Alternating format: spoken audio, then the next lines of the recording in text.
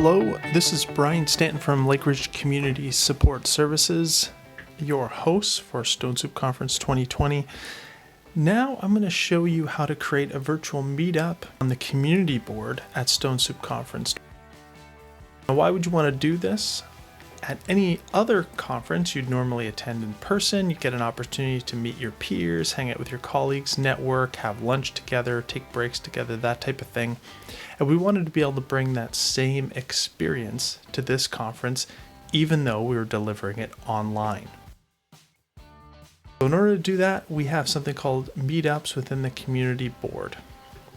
So the first thing you're going to do when you arrive, you're going to look for the community board button.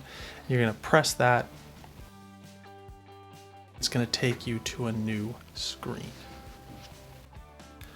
Once you arrive in the community board, you're going to see at the very top it says Meetups and Virtual Meets. You're going to want to click there. From there, you're going to see a list of any meetups that are already set up. You can see what's available. Maybe you want to RSVP to one of the meetings that's already there. Or you can set your own meeting up by pressing the button Suggest a Meet. Once you've pressed that button, you'll get the option to set up a in-person or a virtual meetup. You're going to select to do a virtual meetup. Go ahead and add a title and a description for your meetup.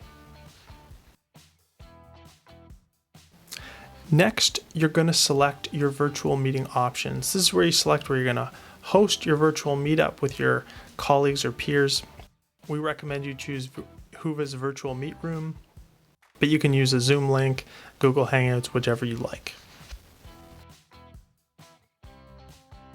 Finally, you're going to go ahead and set the duration for your meetup. The date, most of you are going to do on the 13th, but the software will be available before and after the conference. So if you wanted to do something on one of those times, you could.